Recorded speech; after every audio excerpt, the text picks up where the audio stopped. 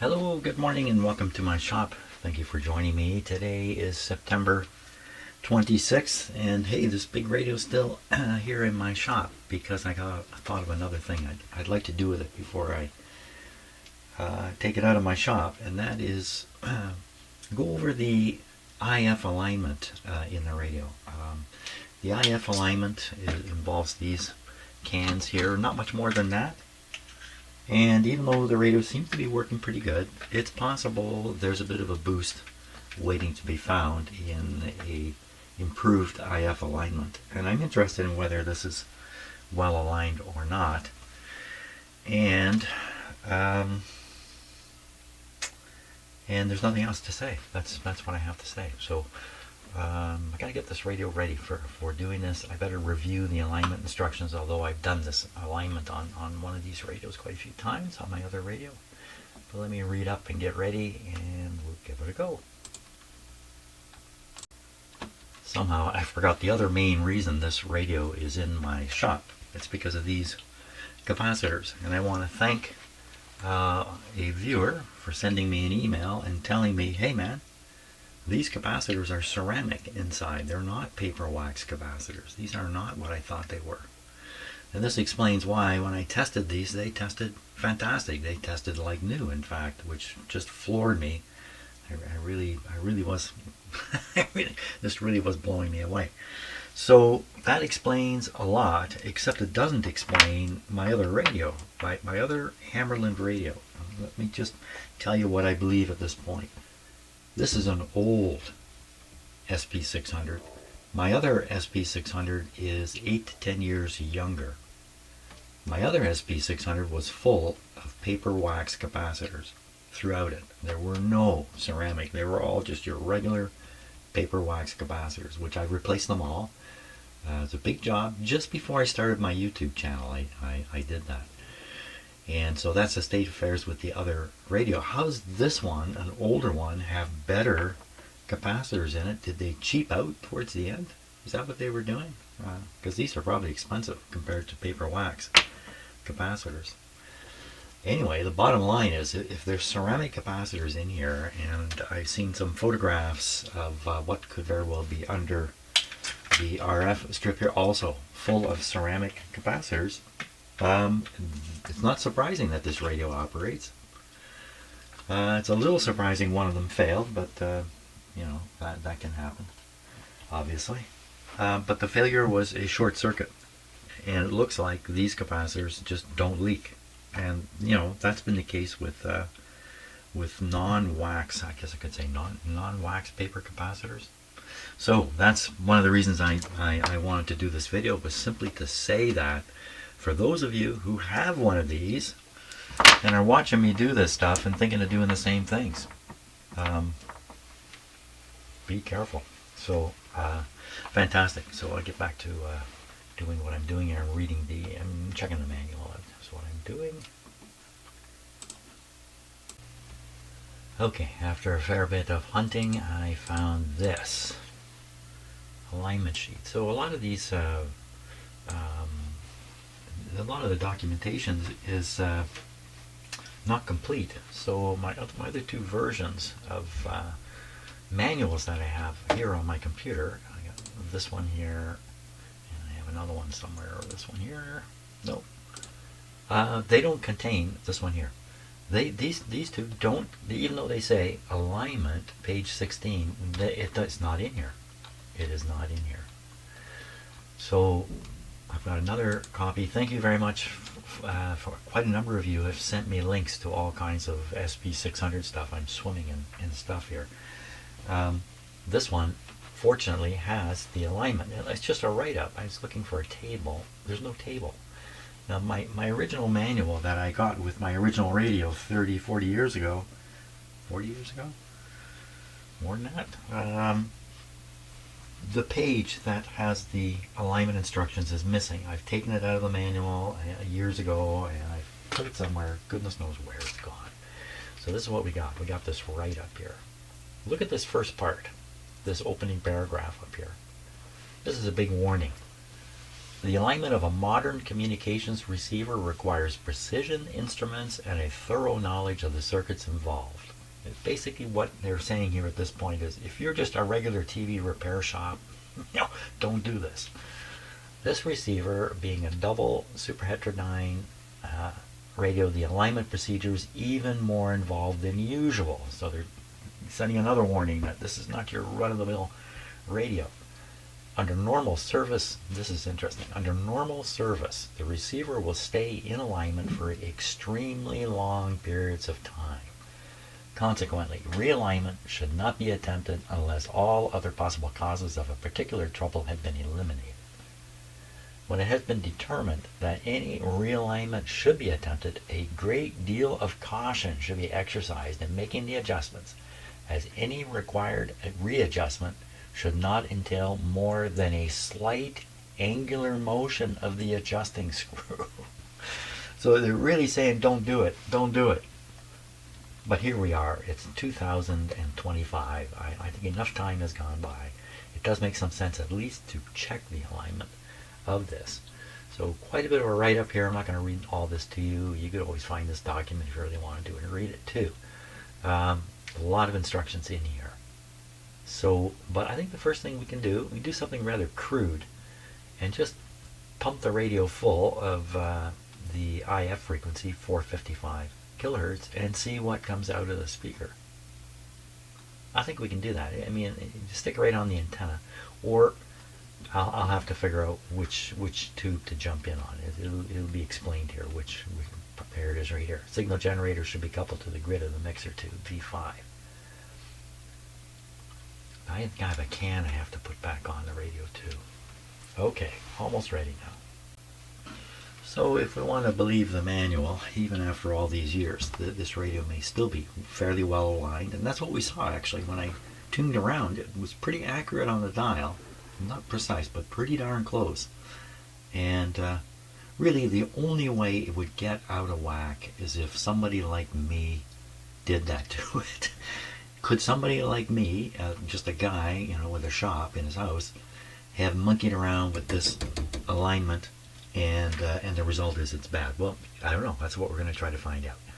They could monkey around with the alignment, and the result is good. He could be doing exactly what I'm doing. There's no reason to think it would necessarily ruin it. But if you ask the question, how could the alignment get bad in a radio like this? It would be because somebody did it, I think. Over a long period of time. You got to think these things would drift a little bit out from where they could or should be. Now another thing too is that there's alignment for accuracy on the dial, then there's alignment for sensitivity. So really what I'm doing today is kind of on the sensitivity side. Although if the IF frequency is out, if it's tuned out, then the dial's out subsequently. So we're on 460, should be 455. Let's just get the radio going here. And I'm feeding the output, which is a little high.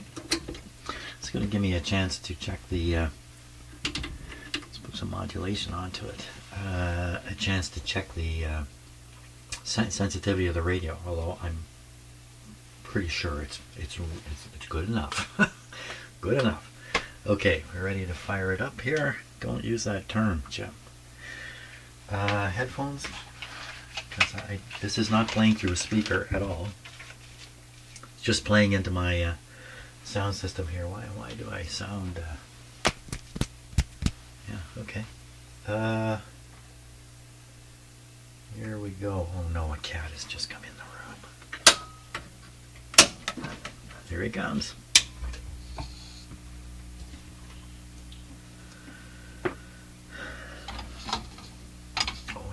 Even though I have the antenna switch, it doesn't matter. I'm not on the antenna.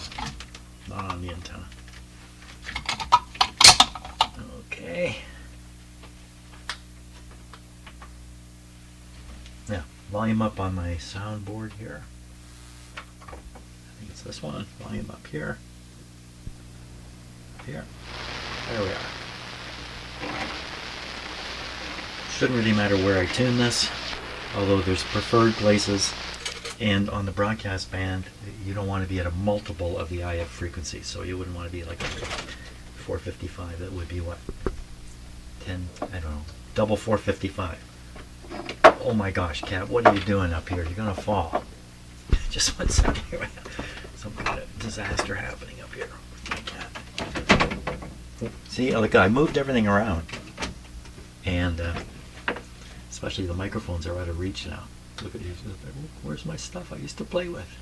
Yeah, if you haven't watched my videos lately, this cat, what are you? Oh my God, look at what he's doing. You gotta wonder what goes on in here when I'm not in the shop. He's just going everywhere. Okay, enough of that. Enough of that. Let's get back to what we're doing. We do have to let the radio warm up a little bit. So, oh my gosh, he's coming out of there. Wait, don't chew that. That's foam. Found something to chew. Look, you're causing a lot of trouble. Bert, come on. Oh my gosh. This just ridiculous looking thing going on here. You're gonna break something like yourself. Okay, he's decided to stay there. I can see his tail in the background too. Okay, a little bit of humor first thing in the morning. Now, how come we can't hear this at all? We don't hear anything yet. Now, there's a chance there's a trap in this radio, trapping the IF frequency.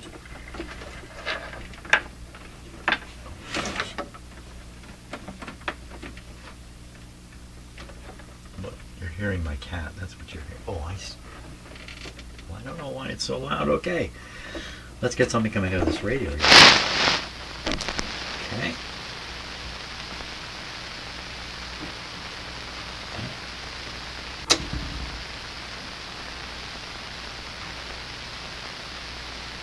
Hear anything? Wow. No way. No. That's probably from tuning. Yeah. That's a harmonic being tuned in. Well, maybe there's a trap and it's a real good one. Because okay, I'm gonna blast. Let me check the calibration here first.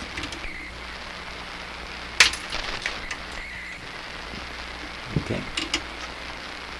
Blast a signal into the antenna here.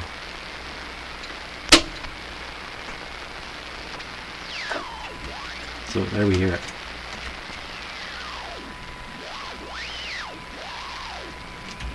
.463. It's not on. Wow, how come such... Wow, that's a... Well, part of the problem with this... Not problem. Part of the goodness of this radio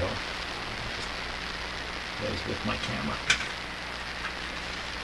is it has two RF amplifier tubes. It has two stages of RF amplification right in the front, and that's actually to reject the untuned signal. And so that's what's happening here. The untuned signal, we're not tuned to 460 by any means. It's just being rejected by the radio. It's just that good. And even though I blasted a signal into it. So this didn't work.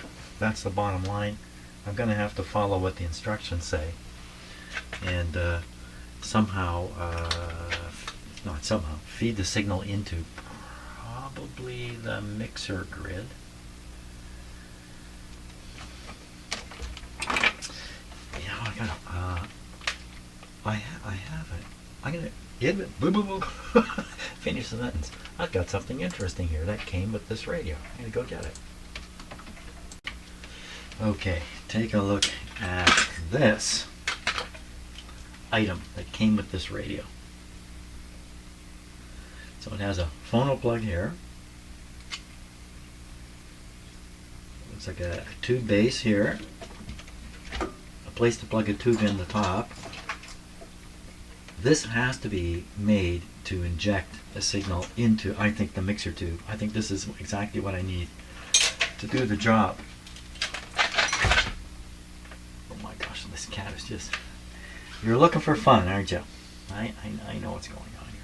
I have to read up about this. I have to find out more about this. But I really think this was made specifically for doing exactly what I'm doing right now.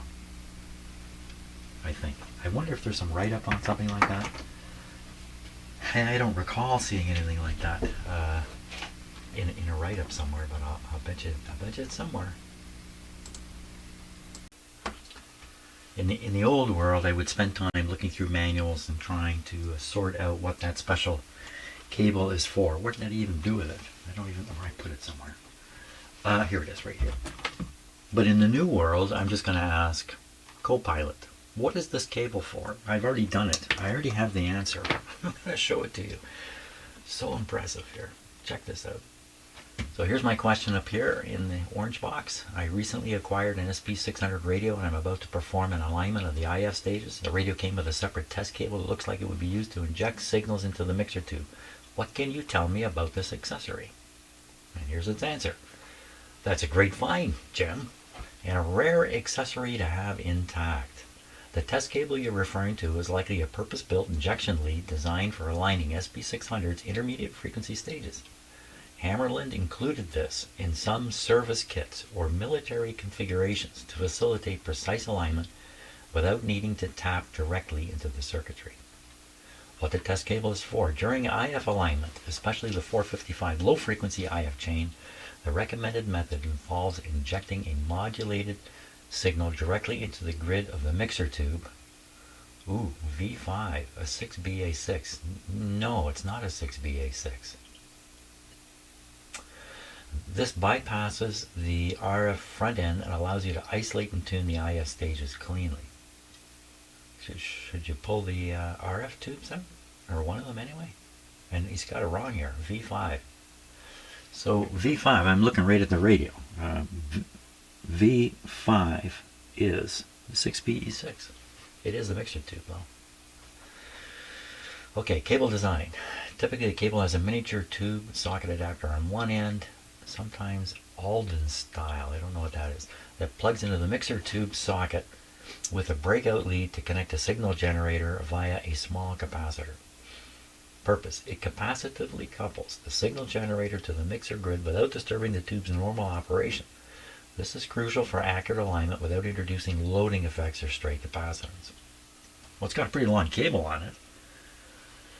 Wouldn't that introduce... Oh, yeah, anyway. Alignment context. According to Hammarlund's official alignment procedure. What? You've got the official alignment procedure? Signal generator modulated 400 Hz set to 455. Injections made through the 0.01 to the grid of V5. Output meter is connected across speaker terminals. Output. You adjust the IF transformers 38, 39, 40, 41. Maximum output starting with a wider selectivity and narrowing down. Starting with a wider selectivity and narrowing down. I'm not exactly sure what they are. I mean, I kind of get it, but why did they say that there?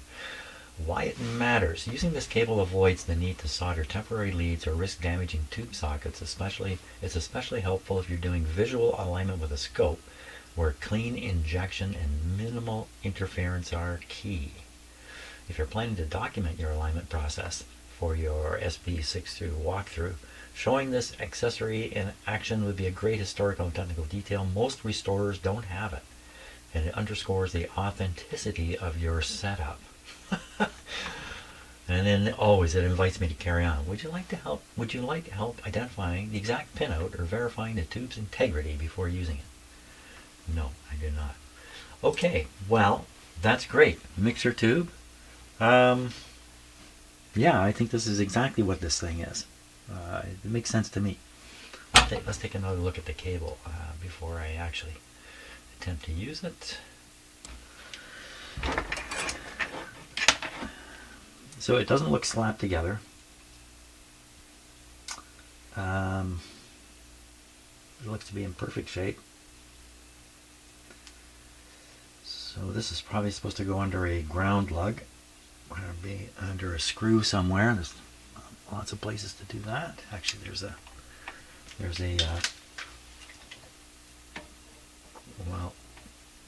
grounding thing right here. This is the tube that's going to be changed out. The mixer tube. This is the oscillator, local oscillator tube here, and the first tubes are RF amplifier tubes. Okay, well, the radio's off. Let's stick it in. You know, this is a pretty passive thing, really. I mean, what harm can come from doing this? If they're... Well, we're going to find out.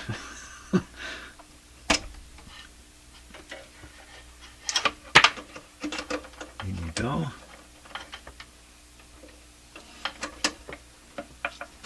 Okay, I'll put the tube back in. This would work in any radio that has a 6BE6 tube, and a lot of radios do. There we go. Throw it back on top. Yeah, it's even got the, yeah. Ooh, that's wonderful. And then the idea is we're pumping in. I wonder what you would get out of this. We're going to pump in the signal from the signal generator. Not quite the right connector. Okay, yeah, great so far. Good luck is on my side here, as I have a proper connector. Go on here. And go in here.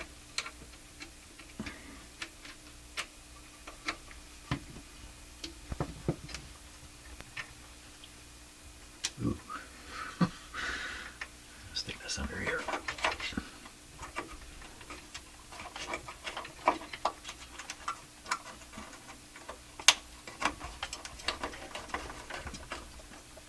Okay.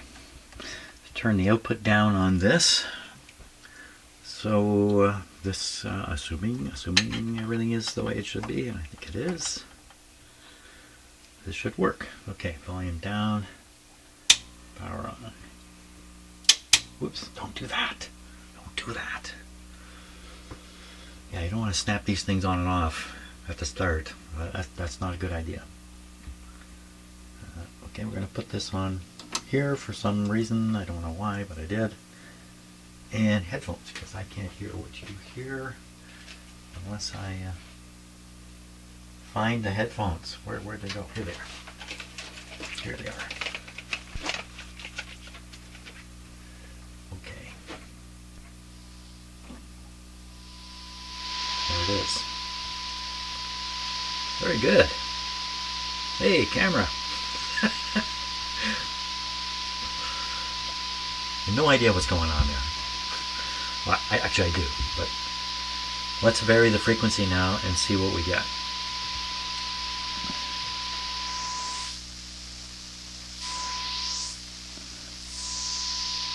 Beautifully clean, lovely, but wrong frequency.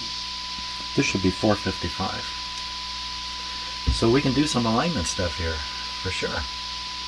Let me just take a peek at the instructions. It's really quite straightforward here. Adjust 42, 41, 39, 38, 36, and 32.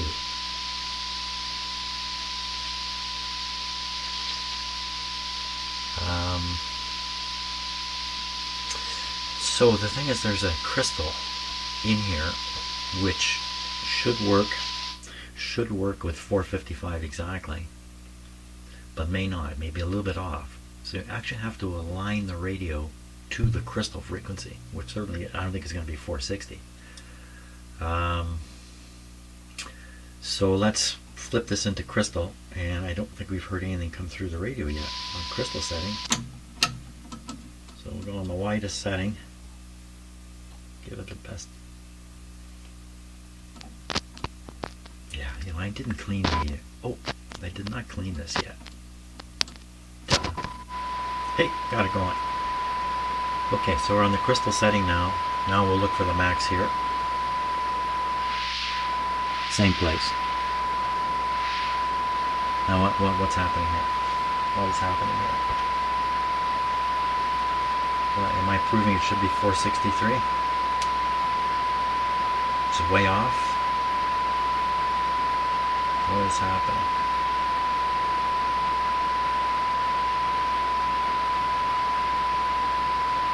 I'm supposed to do this adjustment after doing the non-crystal. settings. So maybe that's what we should do here.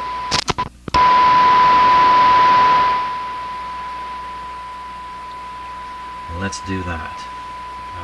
And the thing is so sharp.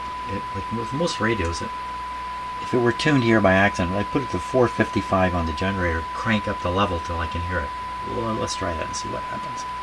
So we'll go to 455. We probably won't be able to hear it. We'll go up, up. Okay, we can just hear it. It's actually screamingly loud in the radio if we tuned in. Now I can start adjusting these. And it said 42, 41, oddly enough. 42, 41, work our way back like this. Okay, let's give it a go. I'll get my tool here. I think this might be... Nope. Get them all. These three are all the same. Pretty well the same. Okay. Oh. These are the guys. We would start with this one back here. And we're just doing this by ear right now.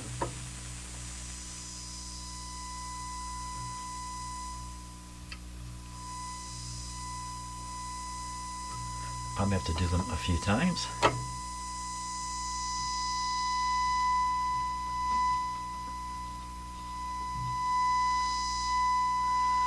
Okay, let me reduce the signal level over here. Still hear it?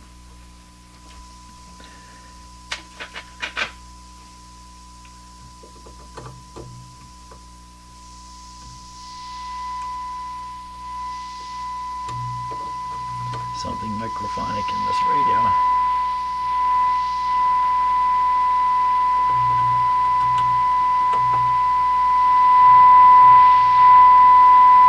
Oh, do you think that's an improvement?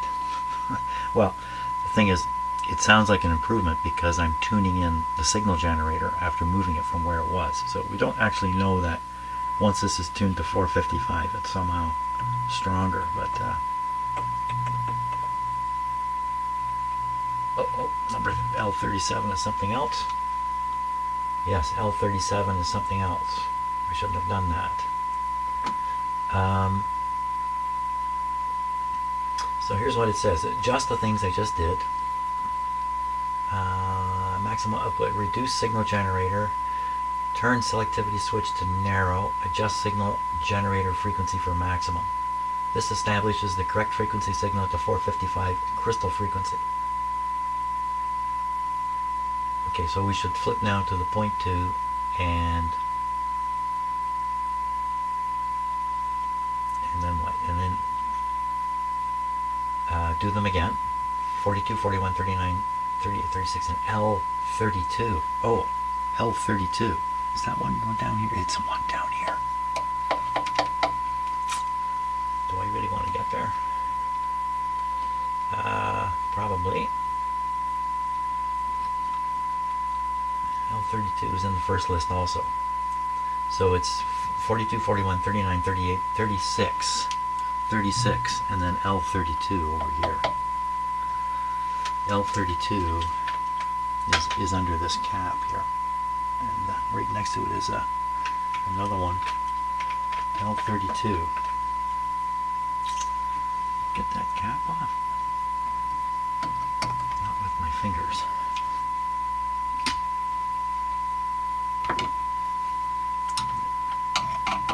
So if I make a mess of this, like if I don't get it perfectly right, that's fine. I'm not attempting to do a really proper alignment. There's the little cap. But I certainly don't want to wreck things either.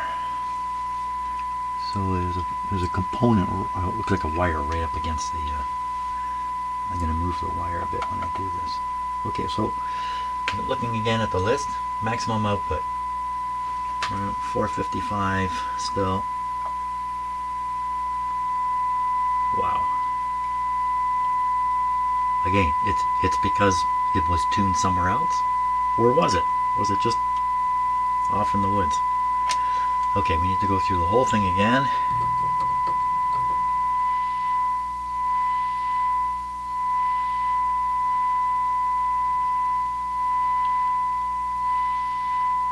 I don't know which one I like better.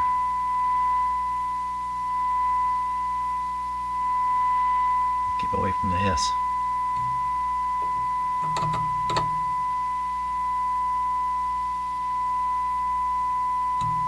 Let me turn this down.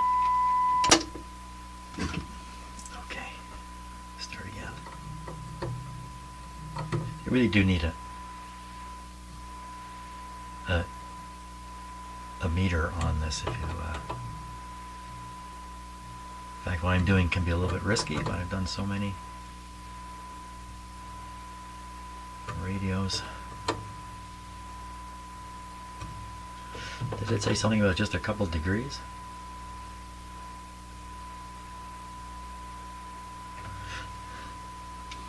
These are taking more than that.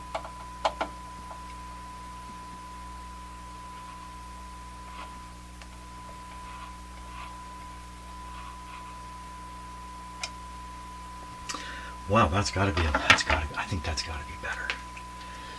Now, we have to do this crystal thing. So we flip it now to the 0.2 setting. 0.2 down here.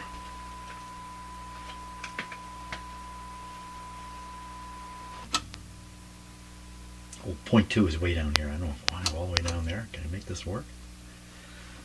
I'm gonna need more juice. See, it mightn't be working, we just can't hear it.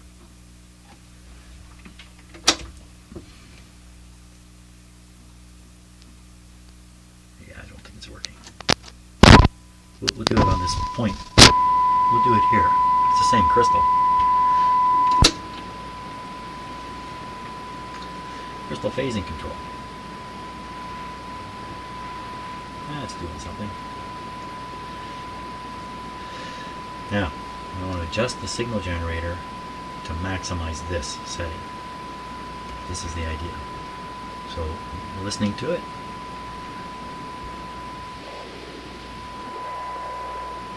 It's right on the money. There's nothing happening here. Now, what was I supposed to adjust? Selectivity, so you're just proving, the crystal could be exactly 455 in here. There's my, so we do these over again. I did them over again. Now turn the selectivity switch to 1.3 and adjust L37 for maximum output. Okay, 1.3 position. Maybe I'll leave it right here because it's working. And we'll do the L37. Not doing anything. Something's not right here. Okay, we'll do what it says. Put it there. L37. Oh yeah. And adjust it for maximum. Well, I don't have a meter. It's just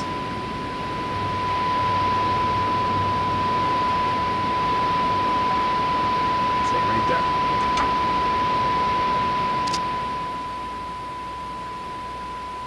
Now, okay, the BFO should be turned on by throwing the CW modulation switch to CW and check the 0 beat, the BFO knob at 0 reading. Necessary L44 for it to be adjusted. L44 is this one over here, which is another can with and this controls the peak frequency oscillator. Let's do what he says. Everything's tuned beautifully, except I don't think I need.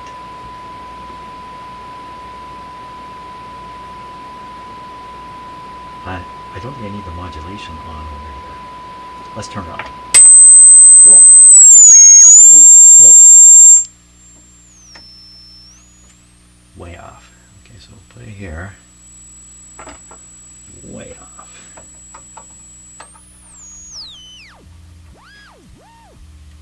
Okay, that's it right on 0.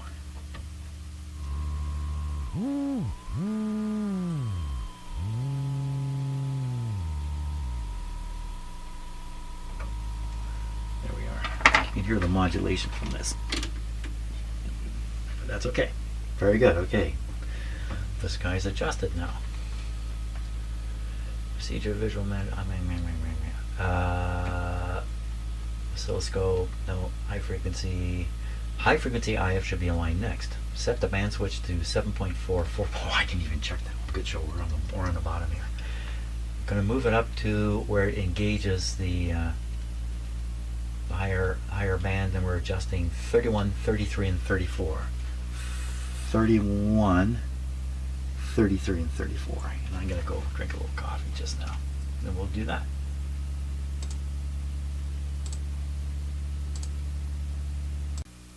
Okay, I'm skipping the coffee break because I'm excited about this and I want to get it done. So I'm looking at the instructions here on my screen. So I've changed the band setting up to a band that engages the dual conversion, and changed the signal generator to 3955. 39.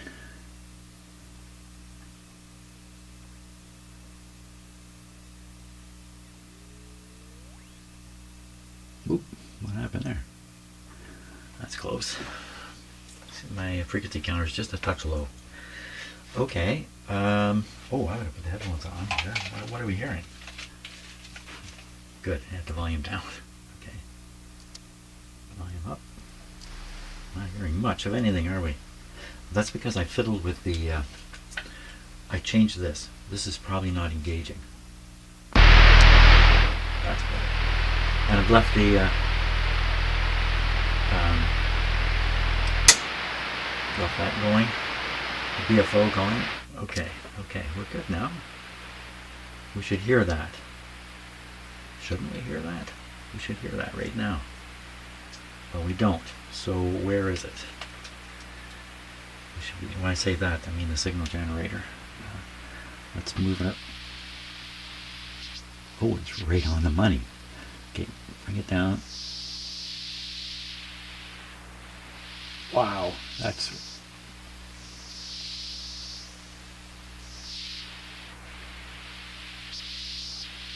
my signal generator's a little jumpy.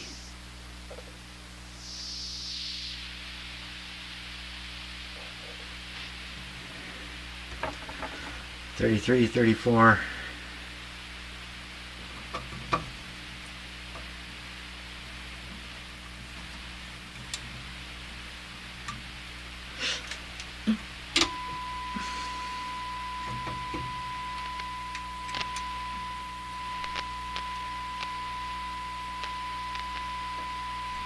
Pretty much right on. Now we got to get this cap off. 31 here.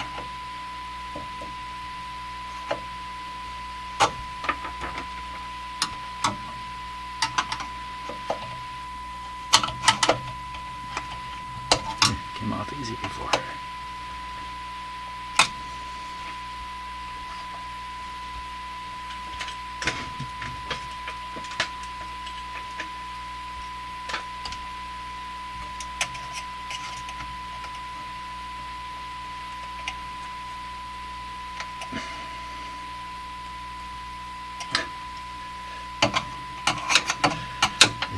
Easy to do. I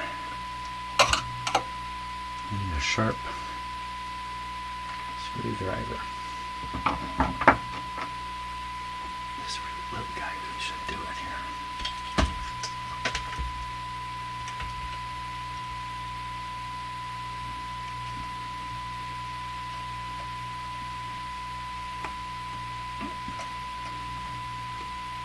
Come on, there's not much holding this on. I can't get a good grip. That's really the problem here. There we go.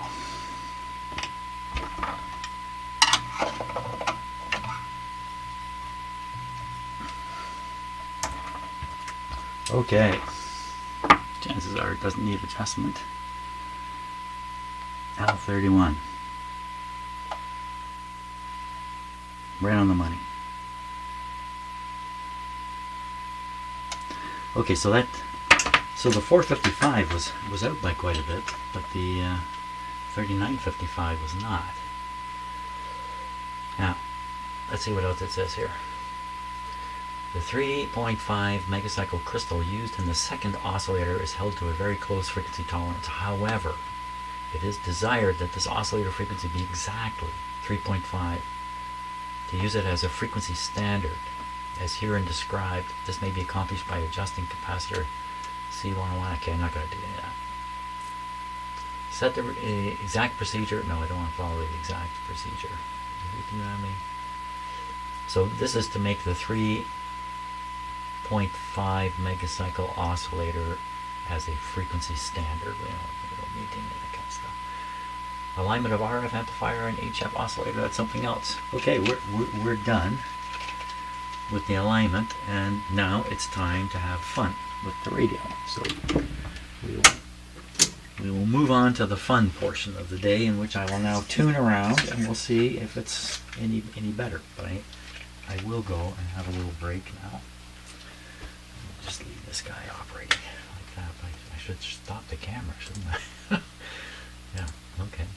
Let's stop the camera. Okay, let's give the radio a go here.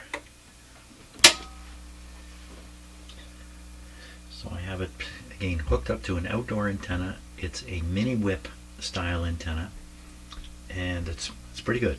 Does a good job. Pretty strong signal comes in here, even though it's on a long lead.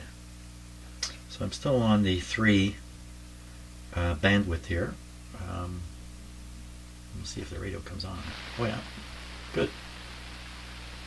Okay, and I'm up at 13 megahertz. So is it shortwave signals just up here? Maybe.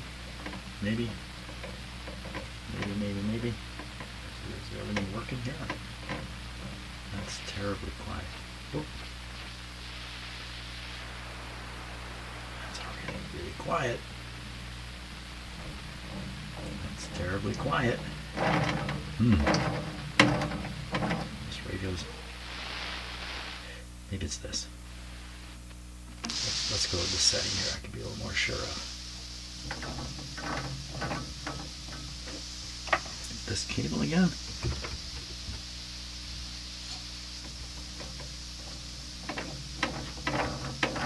Oh! Yeah. There's a tube missing in the radio. That could be the problem. Yeah, that would make the radio pretty quiet. Okay, just shove this guy in there. The radio operating.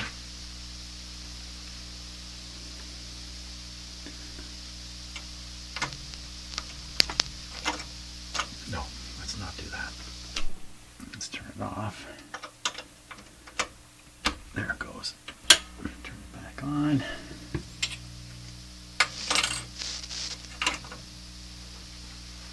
See if that works any better. Ooh, a little more coming.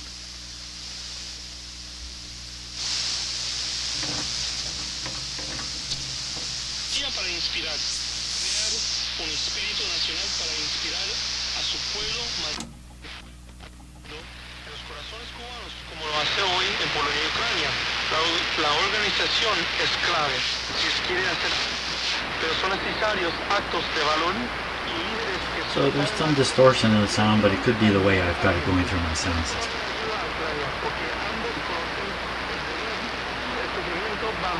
Las botas de un dictador, pero hoy dicen que saben.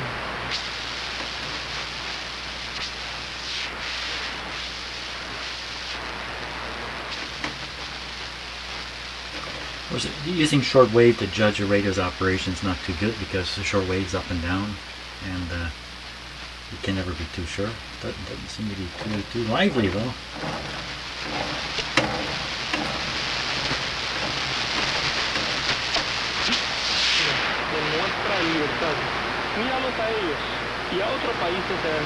It's 11 megahertz we're on.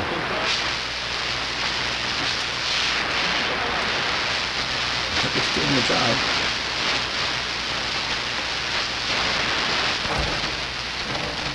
WWV.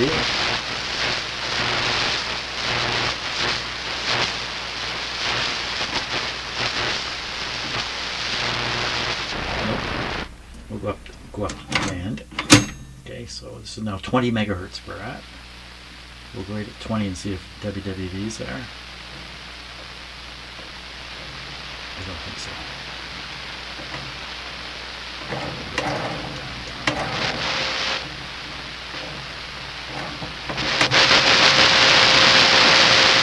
What's happening there?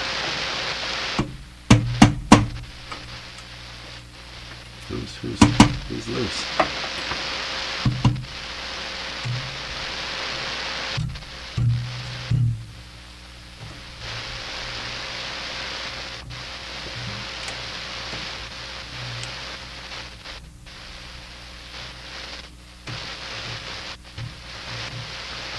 It seems like anything I touch seems to react.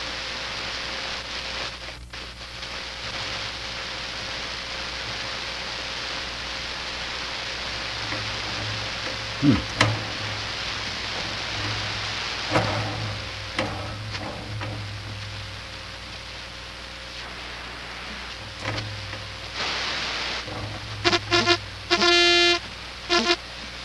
what's that? That's pretty weird. So the meter come up a little bit.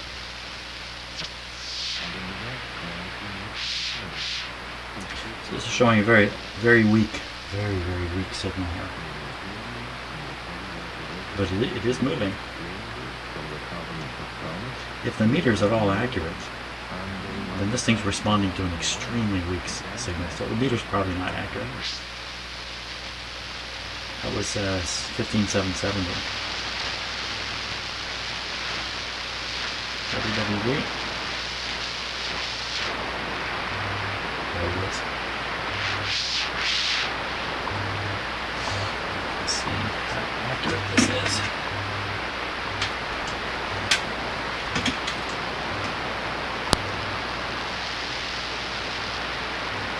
Come on, camera.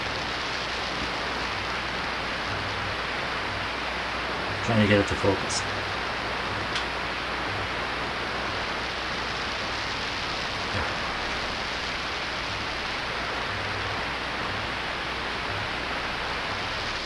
A little off. But not too bad. Now the pointer here looks like an ugly, clunky thing. It's more or less like the blade of a screwdriver sticking up. Let me get a bigger screwdriver. It's like this. Blade of a screwdriver. Now how can that be possibly a good thing to do in a radio like this? It's because when you look at the blade, you can tell if you're looking straight on or not by looking at the blade. That's what's going on with this. So you can correct your parallel, your, what's the word? I forgot the word. You know what I'm getting at. Parallax. To avoid parallax. Simple thing. Okay, we want to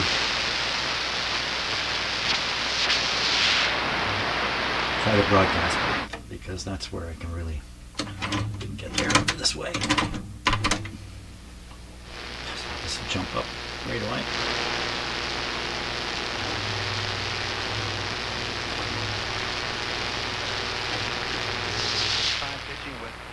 Okay, this is much better. So this is 590 sports channel. Sponsor that, and then Kevin Gosman will start Sunday if necessary. We believe he has been a top 10 pitcher in the American League since.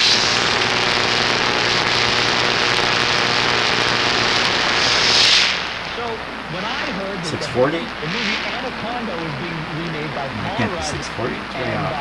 Well, no, it isn't. No, it isn't.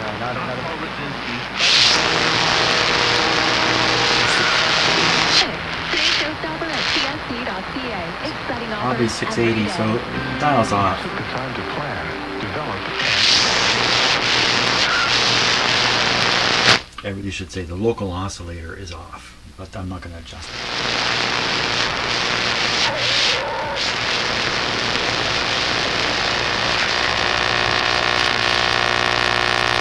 Ooh.